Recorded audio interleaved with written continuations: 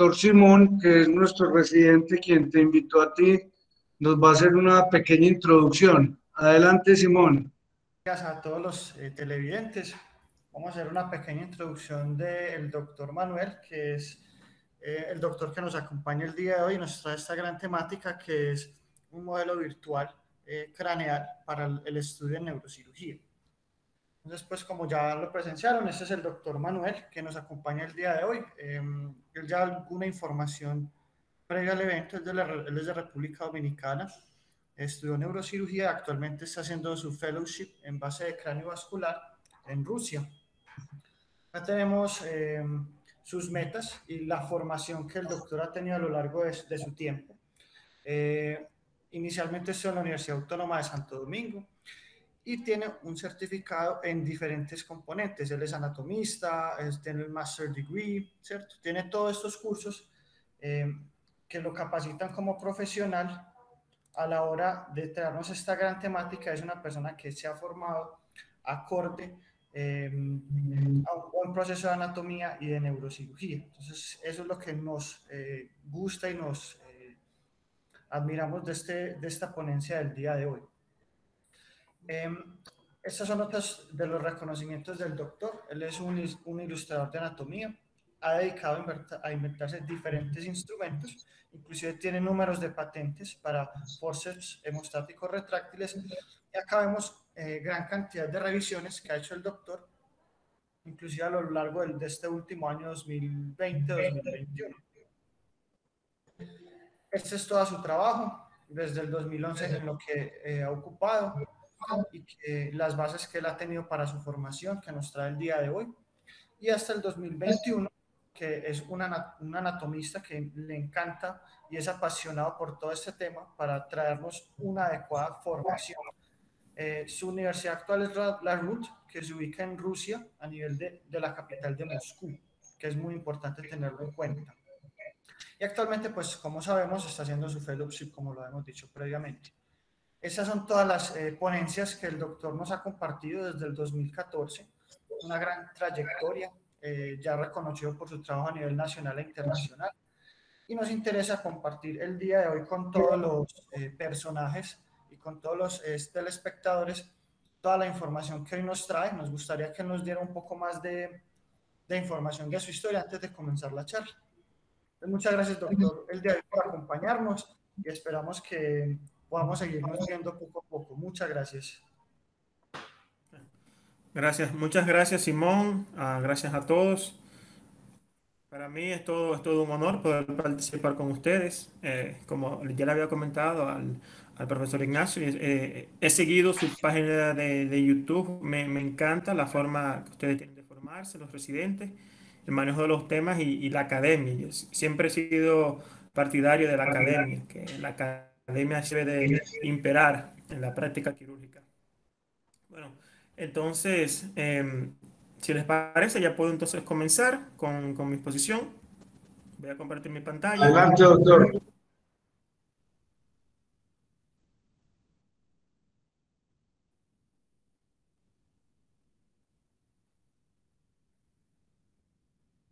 Ok, todo en mi pantalla, ¿cierto? Sí. Ok, bien, entonces nuestro proyecto se llama 2020 True Head o cabeza verdadera.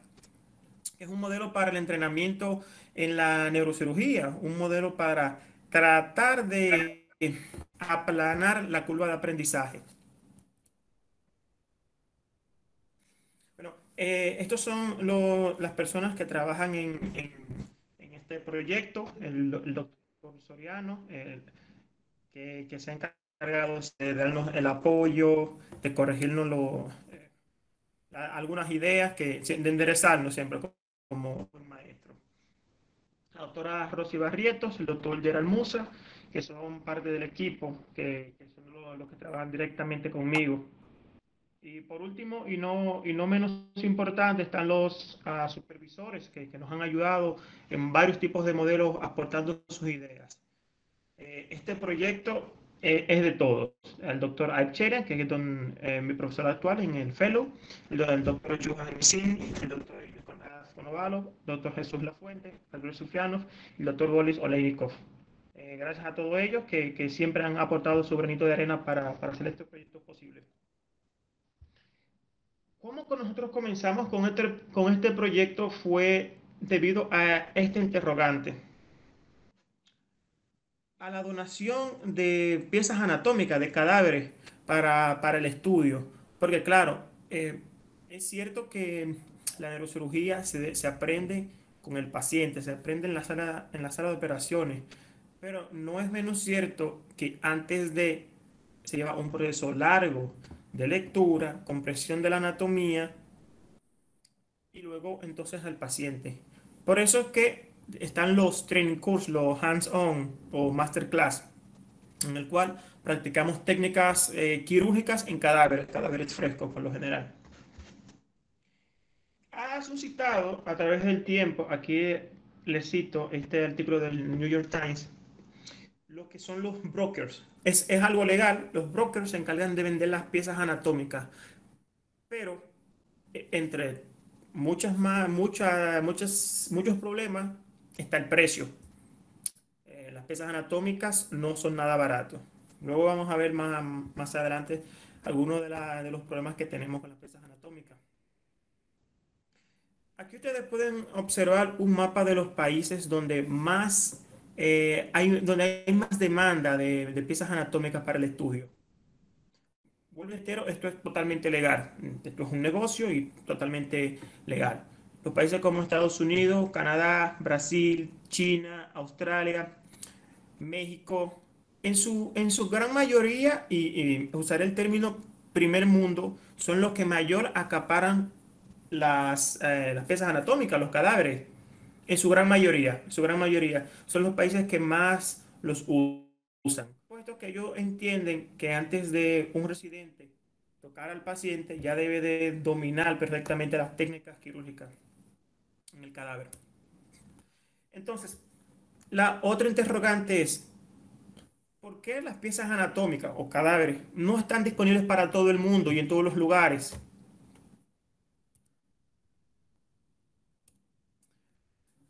Tenemos ese interrogante. Ahora bien, la impresión 3D ha surgido y nos ha ayudado enormemente, no solamente en neurocirugía, en todos los ámbitos, tanto médico, en el ámbito más, si queremos especificarnos más, en los ámbitos quirúrgicos por igual. Por ejemplo, les dejo algunos artículos en los cuales hablan de cómo ha ayudado de una u otra manera las impresiones 3D para con los pacientes. Aquí un review sistemático. Esto es un modelo, por ejemplo, pero ojo, estos son modelos rígidos, que esos fueron de las primeras interrogantes, los primeros problemas que suscitaron. Sí, claro, lo podemos imprimir, pero no más de ahí, que no lo podemos utilizar de la manera que quisiéramos.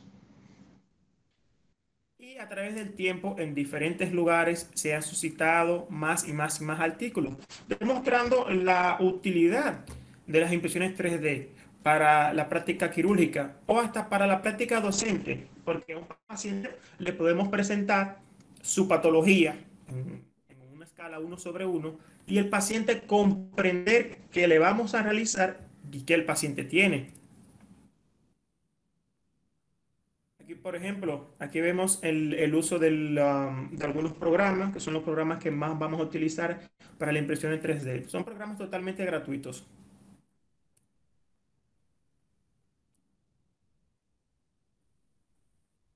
Y de nuevo, por ejemplo, ustedes ya pueden ver aquí cómo ya se están imprimiendo modelos de los aneurismas, ¿ok? Para mostrarle al paciente un modelo rígido, pero ya actualmente podemos imprimir un modelo hueco con un lumen, que ya puede ser para enseñar al paciente o para enseñar al residente tanto la anatomía como la técnica para el clipaje de un aneurisma. Entonces ustedes pueden ver, hay muchísimos artículos que muestran la buena utilidad que tienen las impresiones 3D a través de este tiempo. Ahora, por ejemplo, aquí un residente está practicando tanto desde el abordaje hasta cómo disecar, hasta cómo llegar a la patología tal cual. Esto es otro modelo, pero hay un modelo rígido.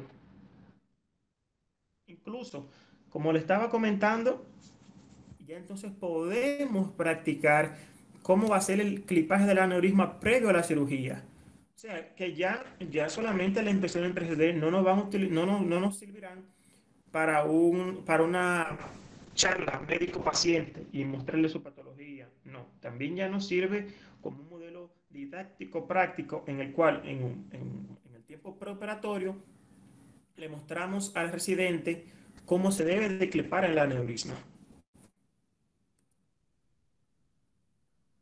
Entonces, el entrenamiento en la neurocirugía lo podemos dividir en varias partes.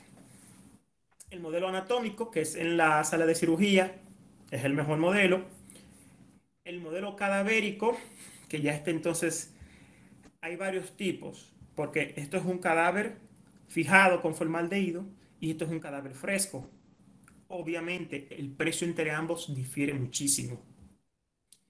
Y ya entonces la simulación, los modelos verdaderos, o true trainers, y los modelos de realidad aumentada. Con este de último, el problema está en la textura. No hay textura, no podemos tocar. Sí pueden ser modelos muy realistas a la vista, más sin embargo, como carecen de tacto, no nos sirven de mucho. Entonces, ¿cuáles son los problemas para adquirirlo, los problemas para la donación de cadáveres? Por ejemplo, la falta de donante.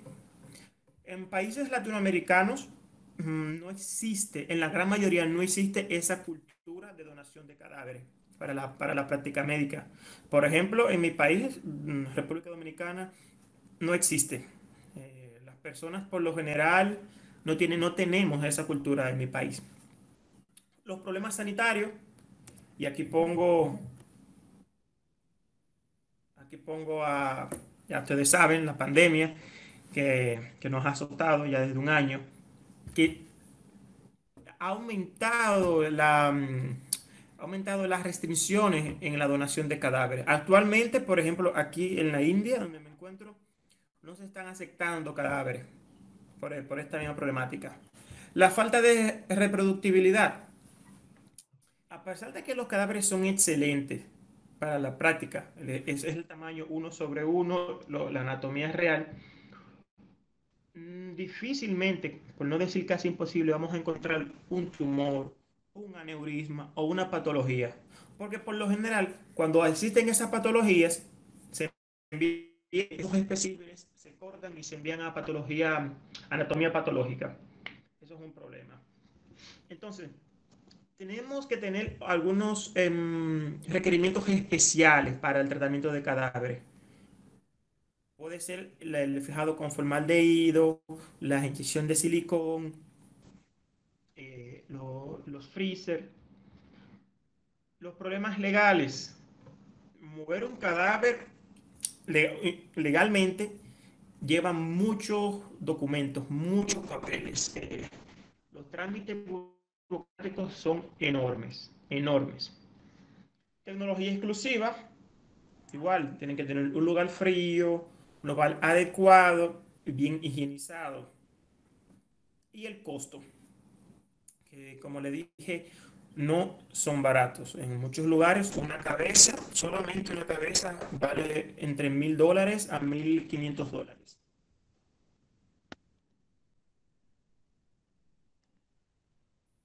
Vemos un freezer.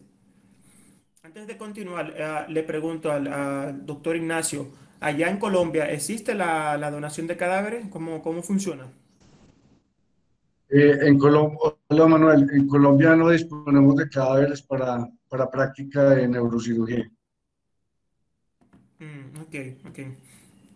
Entonces, ¿cuáles son las ventajas y las desventajas de la práctica o los tratamientos quirúrgicos en la sala de cirugía? Este es el mejor, claro. Es un escenario real, totalmente. Trabajamos con un planeamiento prequirúrgico basado en estudio diagnóstico. Tenemos todo tipo de patologías, desde tumores hasta trauma, aneurisma. Tenemos todo tipo de complicaciones también. Dicen por ahí que un mar calmado nunca ha hecho buen marinero. Claro, las complicaciones son importantes para el aprendizaje. Todos las queremos evitar, pero de una u otra manera nos ayudan a ser mejores. El uso de tecnología habitual, usamos el microscopio, el endoscopio, el neuronavegador, neuroestimuladores y también, claro, estamos bajo la supervisión de un maestro, estamos bajo la supervisión de un maestro que nos guía y nos ayuda a evitar ciertas complicaciones y demás. ¿Cuáles son las desventajas? Eh, la bioética, los problemas bioéticos, puesto que no podemos llegar a un paciente, como a un residente, no puede llegar a un paciente, a un médico joven, que no domine la técnica y practicar. O sea, no podemos practicar en el paciente. No suena bien. No, no debería. No es ético. Practicar en el paciente no es ético. Problemas legales. Puesto que si violamos el primer principio y sucede algo, ya entonces tenemos problemas legales, tanto nosotros como nuestro supervisor, como la institución. La curva de aprendizaje, por estas mismas razones, son más lentas. La curva de aprendizaje es mucho más lenta, porque hay que hacer la craniotomía muchas veces, repetir la craniotomía para pasar al siguiente paso, el siguiente paso, el siguiente paso. Y la dificultad de casos complejos.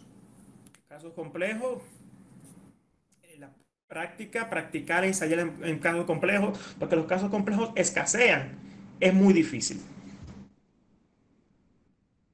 Entonces, la práctica en el cadáver, ventajas y las desventajas. Las ventajas es con una anatomía real. Eh, la percepción de los tejidos también es una gran ventaja, porque es la misma percepción de los tejidos. La desventaja es que es un escenario que no es el real, porque es un escenario totalmente controlado, no hay patologías, como ya le había comentado, y muy difícilmente encontraremos patologías, complicaciones no existen. Usualmente no tenemos estudios preoperatorios, no hay fisiología, puesto que no hay flujo. Ahora, claro, hay ciertos cadáveres, por ejemplo, que es bueno, una técnica para hacer que una cabeza fresca bombee.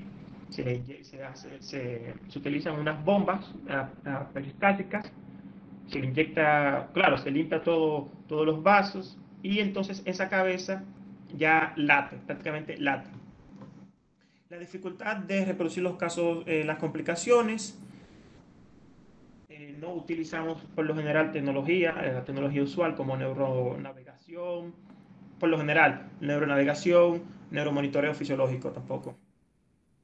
También requerimos de una infraestructura especial, un lugar adecuado para evitar que se descomponga, un lugar frío también, por ejemplo. Y claro, la poca disponibilidad, por ya varias razones mencionadas anteriormente, y siempre mencionando el alto costo. Entonces, ¿cuáles son las ventajas y las desventajas de los True Trainer? Ventajas es que es una anatomía similar, la percepción de los tejidos es similar, más sin embargo no es la misma, pero podemos lograr que sea muy similar. Se puede reproducir algunos aspectos fisiológicos como el sangrado, el latido. Es posible reproducir algunas complicaciones. La disponibilidad es universal, o sea, puede estar tanto desde Sierra Leona hasta Canadá, o hasta Japón, o hasta Rusia. No hay riesgos infecciosos, el costo es más bajo, se puede practicar en cualquier lugar y podemos practicarlo con cualquier tecnología usual. No se necesita de tecnologías muy avanzadas para ello. Las desventajas, claro, es un escenario que no es el real, la consistencia de los tejidos no es la misma. Al tiempo hay pocas patologías que son reproducibles. Otro de los problemas es que sean, como es algo nuevo, es que sean aceptados universalmente. Entonces, y la pregunta es, ¿son importantes los simuladores en la neurocirugía? Como bien versa la frase latina, errar humanum est, errores de humanos, pero un milímetro en neurocirugía, un error de un milímetro es desastroso. Entonces, ¿por qué que son importantes los simuladores? Bueno, aquí podemos ver cómo los simuladores pueden aplanar la curva de aprendizaje. La curva de aprendizaje, que es un término que se utilizó a principios de los años 30 para definir cuántas veces se debe practicar un procedimiento no quirúrgico, que comenzó como en época tecnológica, para fines tecnológicos, cuántas veces se debe practicar un proceso hasta llegar a un fin casi perfecto, un fin adecuado. ¿Cuántas veces prueba y error, prueba y error, prueba y error? Entonces, nuestro objetivo es esa curva de aprendizaje, tratar de que sea más aplanada. Y aquí ustedes entonces pueden ver cómo la curva de aprendizaje ha disminuido sustancialmente con el uso de los True Trader, con el uso de los simuladores, tanto para incluso desde craniotomía hasta bypass o hasta clipaje de aneurisma. Igual, aquí podemos ver cómo la curva de aprendizaje se aplana. Aquí podemos ver los resultados, tanto en disectomía y en fusión, cómo la curva de aprendizaje aplana con los True Trainer. Y claro, no hay violabilidad de la ética con la curva en la curva de aprendizaje usando los True Trainer. No estamos practicando en pacientes. Por ejemplo, aquí ustedes pueden ver varios estudios donde se muestra cómo afecta positivamente la curva de aprendizaje los True Trainers. Igual, la curva de aprendizaje y la bioética van de la mano y con los True Trainers mucho mejor. Entonces, como ya dijimos, las maneras de aprender la neurocirugía, los cadáveres y con la clínica. Entonces, el camino a la neurocirugía, el aprendizaje neuroquirúrgico, mucho laboratorio, después de eso, más laboratorio, lectura con más laboratorio y después los pacientes. Entonces, aquí, como dice la Organización Mundial de la Salud, con respecto a la bioética, ¿okay? La práctica de neurocirugía es una práctica que ha sido afectada por las leyes, leyes internacionales en referencia a la bioética, en qué se le permite al residente, cuáles son los límites que el residente tiene para con el paciente en su práctica. Igual aquí podemos ver cómo la perspectiva de la ética en el campo del aprendizaje. Porque claro, el residente no puede estar atado de manos y pies. Tiene que practicar, que aprender. Pero hay que tomar con pinza hasta dónde llega esa práctica, hasta dónde no se viole la ética. ¿Okay?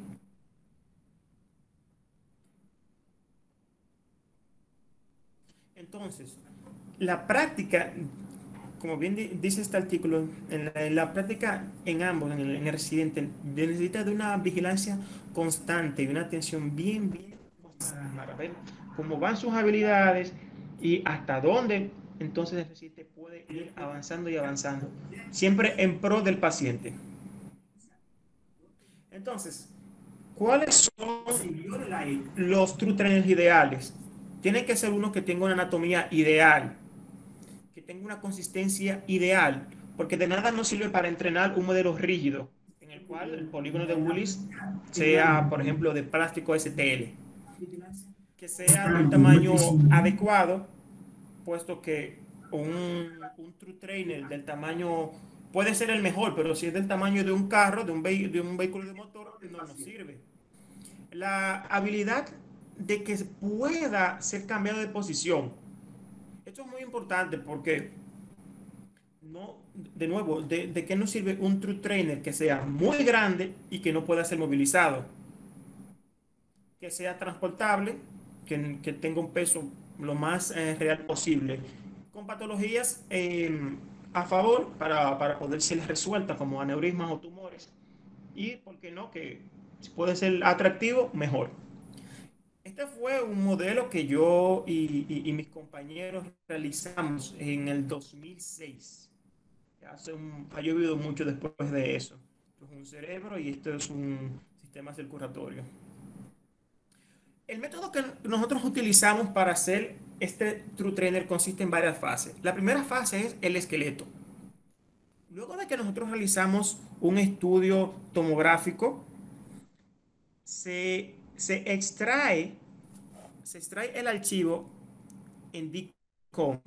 Luego de que extraemos ese archivo, lo convertimos a STL. STL es la forma en la que tanto los celulares como las computadoras van a leer el archivo 3D para ser impreso. Cualquier archivo STL puede ser luego modificado para cortarle el tamaño, agregarle o quitarle o algunos desperfectos. Siempre va a depender la calidad de su archivo, va a depender del aparato, del tomógrafo con el que se haga. A mayor potencia, muchísimo mejor calidad. ¿Ok? Entonces, esa fue la primera fase. El modelo que utilizamos para el cráneo fui yo. Luego de eso, como ya ustedes pueden ver aquí, tenemos un cráneo de tamaño 1/1. ¿Okay? Un tamaño real en el cual la cavidad nasal, aquí, la cavidad nasal, las fosas nasales pueden ser desprendidas, pueden ser sacadas a manera de cajón y podemos utilizarla para hacer un abordaje transnasal. Una vez que acabamos, por ejemplo, de hacer un abordaje transnasal, removemos esta cavidad nasal y la cambiamos por otra. Ojo, este cráneo puede ser drilado y tolera muy bien el drill. Luego, el polígono de Willis. Queremos que el modelo sangre. De igual forma, extraemos una angiografía. Luego de que extraemos ese archivo, igual, DICOM, STL, y ya cuando está STL ya lo podemos imprimir. Luego de eso, entonces, imprimimos ese modelo, ese archivo. Ya entonces va a variar de qué queramos. Si queremos hacerlo rígido, lo podemos imprimir en plástico, o si queremos en resina flexible. El proceso ya de hacerlo hueco va a variar ya dependiendo de qué consiste queremos. Fue un proceso largo de prueba y error, de ver cómo hacíamos que se parezca más a un vaso. Entonces, ya tenemos la cabeza artificial. La piel la hicimos con silicón. El modelo tiene varios tipos de materiales para simular varios tipos de tejido. Ya ustedes pueden ver entonces el modelo en la sala de cirugía. El modelo podemos utilizar un Mayfield perfectamente, lo tolera muy bien y tiene un tamaño 1/1. Esto que ustedes ven acá, se lo explicaré más adelante, son las bombas que permiten la circulación de líquido cefalorraquídeo y la circulación sanguínea. El modelo del cerebro que nosotros utilizamos, eso es un cerebro de silicón de fabricación propia, hecho a mano. No es difícil, lo que hacemos es un molde negativo de un cerebro.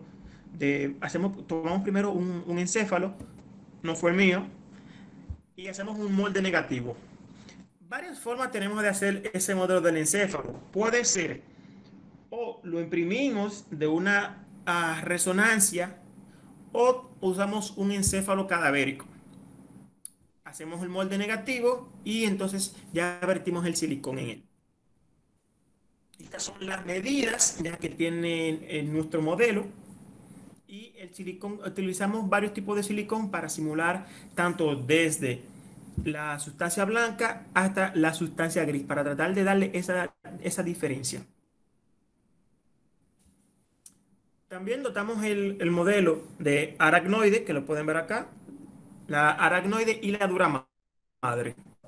Esto fue uno de los primeros modelos iniciales. Aquí vemos los vasos sanguíneos.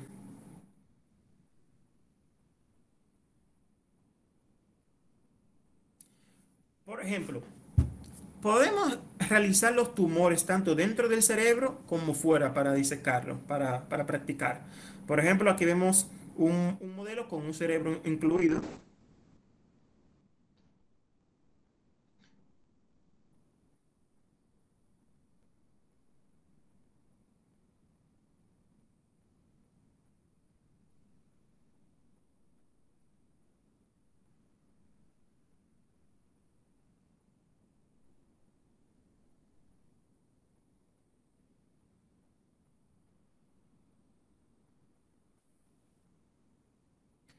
Aquí vemos, por ejemplo, entonces otro más, entonces ya con tumor, un tumor aparte, usando con el microscopio.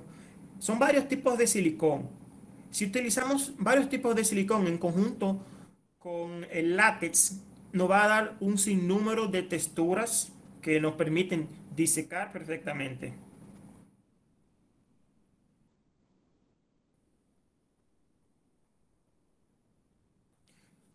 Como nuestros modelos están dotados de un sistema ventricular, también podemos utilizarlo para punción ventricular.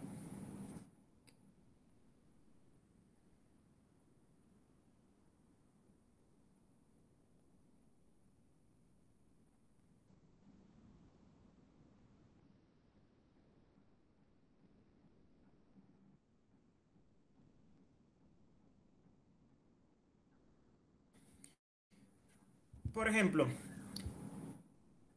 la tercer ventriculostomía también la podemos practicar, puesto que los modelos lo hemos dotado de un sistema ventricular totalmente funcional, que ustedes ya pueden ver ya infundíbulos, cuerpos mamilares y el lugar de la fenestración.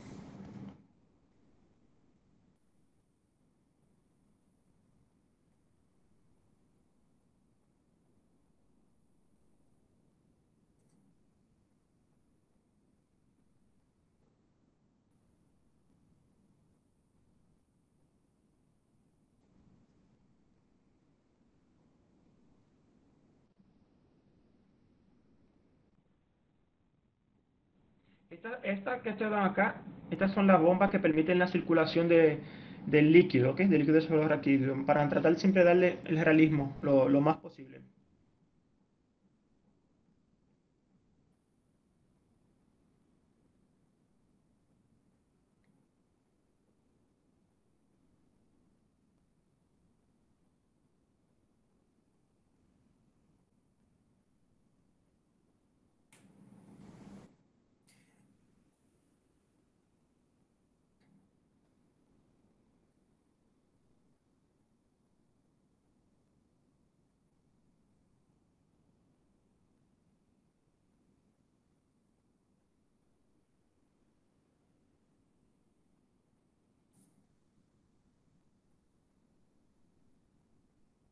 Un poco largo. Pasar. Otra cosa que podemos hacer, como que ya dijimos, es el planeamiento quirúrgico, ya que es un modelo real. Y si queremos entrenar a los residentes usando el Hudson antes de que aprendan a utilizar el craniótomo, también los modelos toleran de una manera aceptable el trilado manual.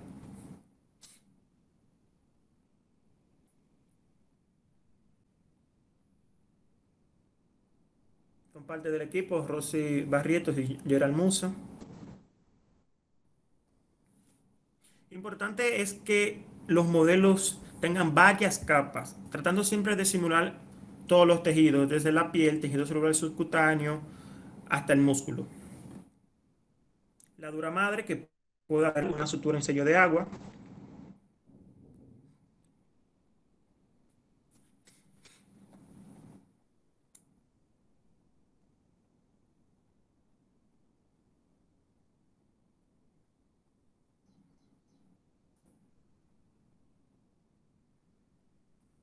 Por ejemplo, también podemos hacer un modelo que sea un EMI modelo, una parte que sea más cómoda, o sea, solo una parte para practicar una craniotomía en específico. Por ejemplo, y usted ve parte por parte, luego del drilado, la dura, hasta llegar al encéfalo.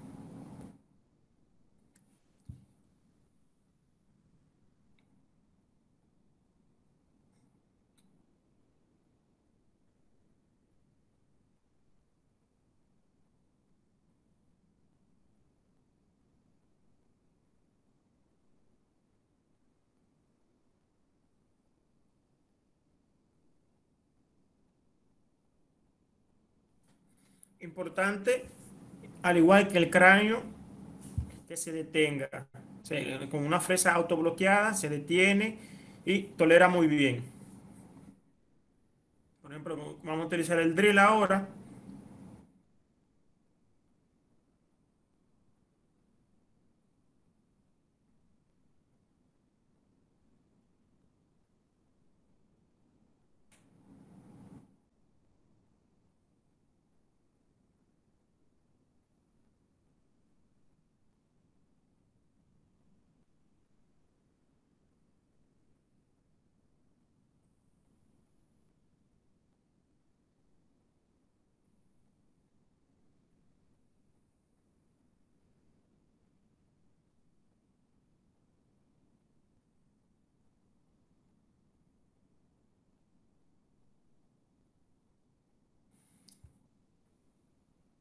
Ustedes pueden ver, al igual que un cráneo,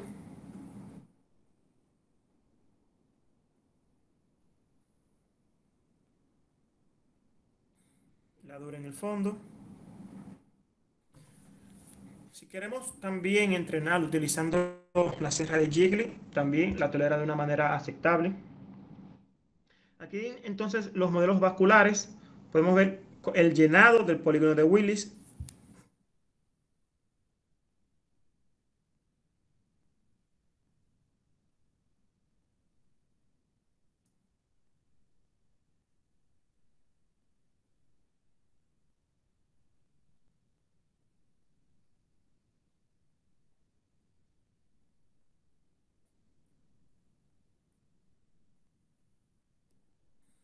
Aquí pueden ver cómo late, con un aneurisma, de los primeros modelos que realizamos.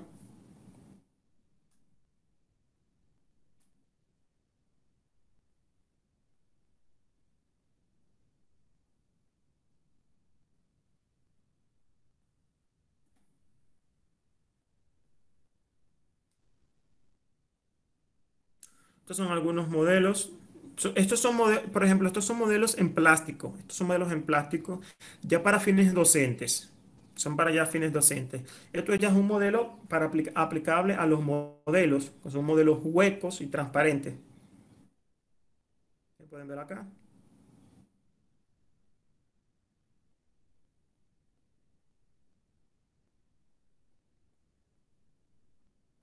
Entonces, logramos realizar una piel que sangra, lo llamamos bleeding skin, una piel sangrante.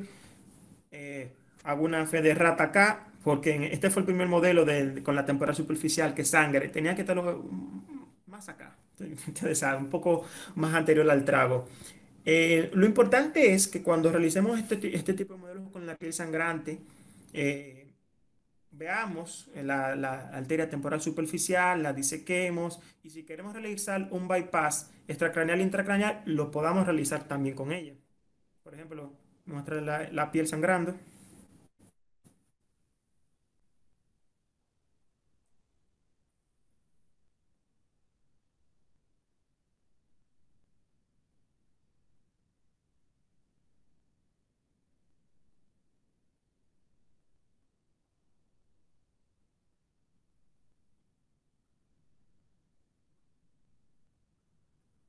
Si ustedes ven que la sangre o lo que simula la sangre es muy clara, es porque utilicé el jugo de frutas de mi hija.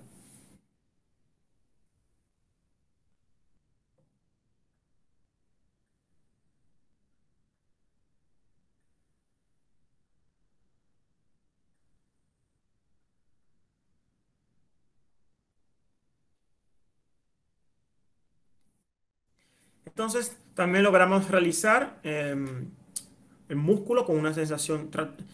Es difícil siempre realizar un modelo del músculo, la sensación del músculo siempre son difíciles de asemejarla. Entonces, aquí tenemos la fascia temporal, que puede ser disecada en este modelo. ¿Recuerdan como lo había mencionado? En los modelos podemos, la cavidad craneal, luego de que la utilicemos y hagamos un abordaje endonasal, por ejemplo, removemos la cavidad nasal y recolocamos otra cavidad nasal nuevamente en el modelo y está completo nuevamente. Aquí vemos el periósteo, removiendo el periósteo de la galea aponeurótica.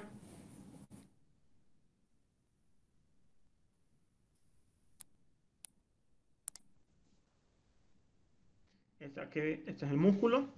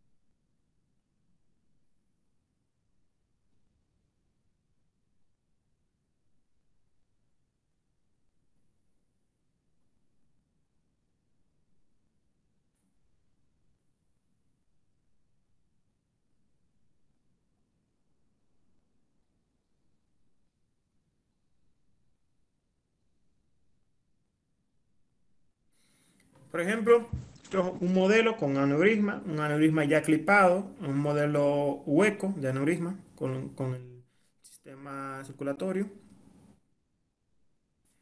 También podemos realizar nuestro propio modelo para bypass utilizando látex, vasos sanguíneos de látex o de silicón.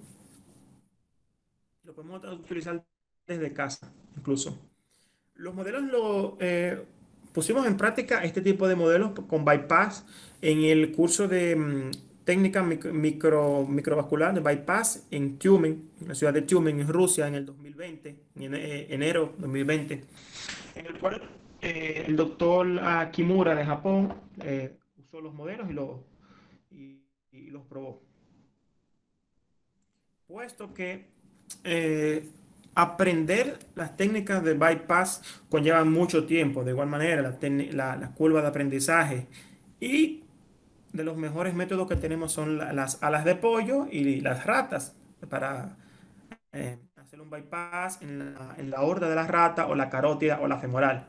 La sensación es muy buena, claro. Sin embargo, las ratas, por lo general, la mayoría tienen que ser sacrificadas luego de. Por ejemplo, aquí ustedes pueden ver lo que sucede con las ratas, cómo es el proceso. No es ético, no es ético. Y aunque es importante para nosotros, para la rata no es mucho. En mi caso, yo podría decir que tengo un cementerio de mascotas, porque lamentablemente he tenido que practicar con ratas para aprender. Y muchas de ellas tienen que ser sacrificadas luego de. Por ejemplo, aquí vemos el doctor Kimura trabajando con uno de los modelos.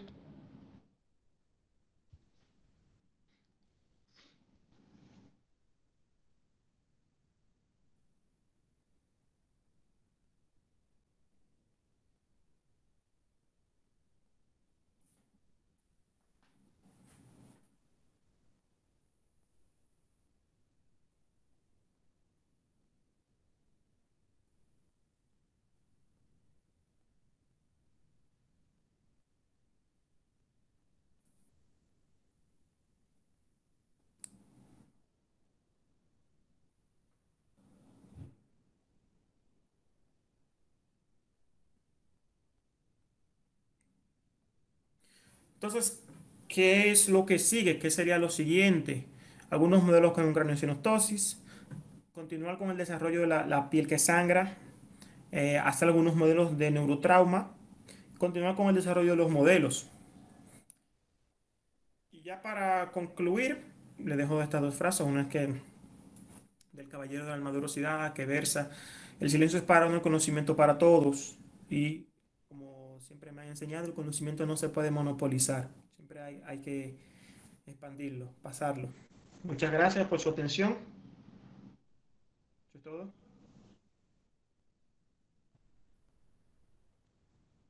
Manuel, muchísimas gracias. Qué tema tan interesante. Eh, Te hago una pregunta. ¿Cuánto cuesta un modelo con todo, con piel, con cerebro, con circulación? ¿Y, y cómo ha logrado hacer esto pues en tan poco tiempo? Bueno, los modelos no son de venta, no son de venta. Lo que sí le digo, por ejemplo, les podemos enseñar cómo se realizan los modelos para que ustedes lo hagan. Claro, el proceso es, ya que sabemos cómo hacerlo, acortaremos el tiempo, tanto el tiempo como los gastos, porque una vez que usted tenga la impresora, el cráneo, un cráneo cuesta impreso con el material unos $30, unos $30, que sería la resina. Una resina de una buena calidad cuesta unos $30 y usted puede imprimir un cráneo con una cavidad nasal que sea ya desprendible. Para el silicón del cerebro, que es el más caro, cuesta también por igual unos $40 por la textura, porque ese silicón es un silicón, es Ecoflex.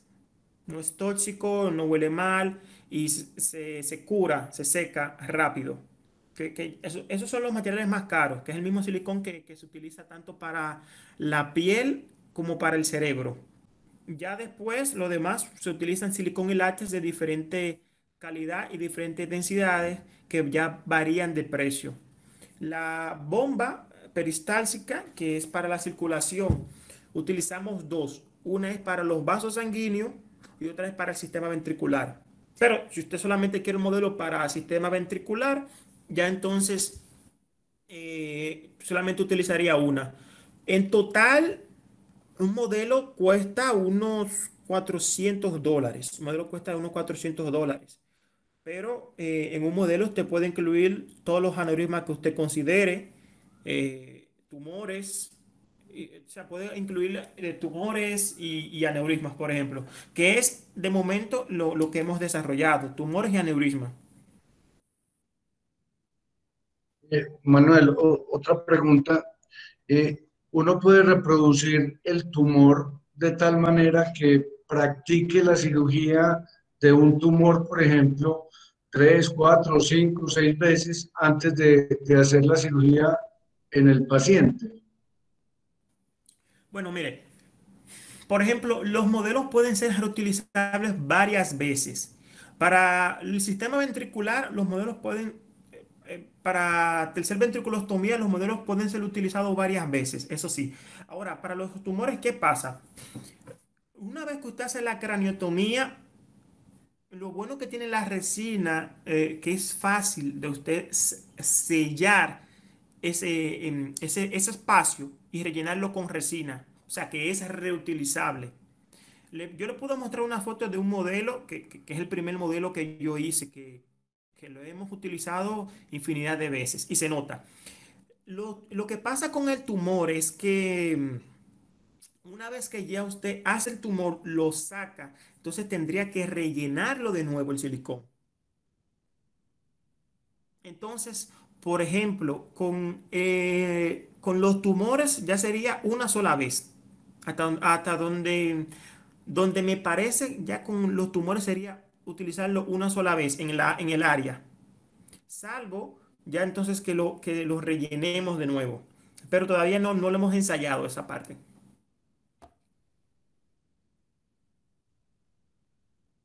Y finalmente, Manuel, pues a mí personalmente me encantó esto.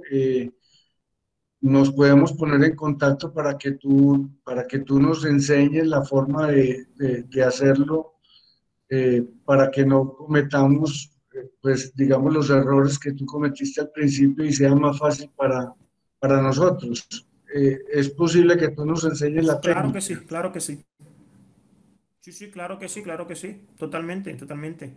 Porque el objetivo del profesor Soriano es tratar de que estos modelos sean accesibles en toda Latinoamérica y si es posible en todo el mundo. Porque muchas veces hay ciertas patologías que, que- que no pueden ser practicadas, porque es muy difícil enseñar a un residente a clipar un aneurisma. La curva de aprendizaje es muy larga. Al igual, al igual, por ejemplo, de disecar, remover un tumor, también es muy larga. Así que estamos en la completa disposición. Claro que sí. Muchas gracias, doctor Manuel, y nuevamente te digo, estoy maravillado con esto. Eh, Quisiera saber si alguien tiene alguna pregunta, algún comentario para el doctor Manuel.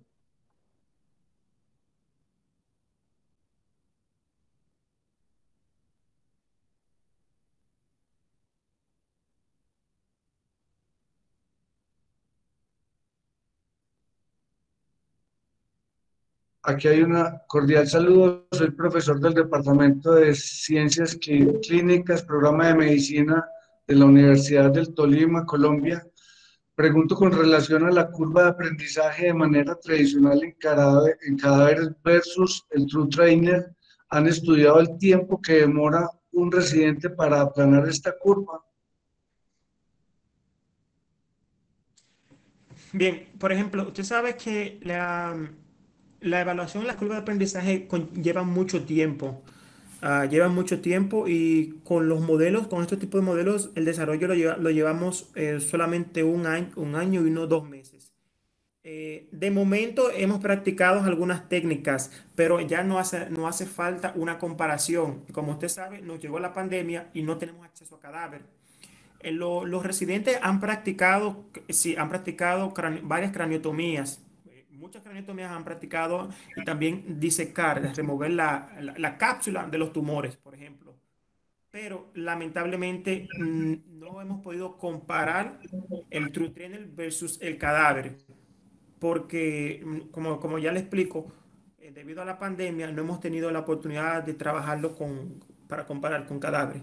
Y también que el precio de los cadáveres es algo que tenemos que ver cómo maniobramos para ver cómo podemos obtener varios cadáveres para realizar la craniotomía. Doctor Manuel, nos están solicitando su email. Pregunto si lo podemos compartir. Sí, sí, sí, claro, claro, claro que sí, claro que sí. Eh, Usted nos lo puede escribir por el mensaje del chat. Sí, sí, ahora mismo lo estoy escribiendo. Ok.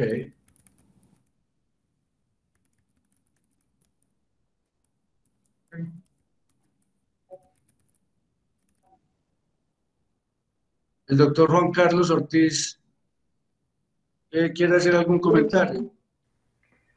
Sí, muy buenos días. Del Departamento de Ciencias Clínicas de la Universidad del Tolima, les doy saludo a todos los participantes de las aulas abiertas de neurocirugía de la Universidad de Antioquia.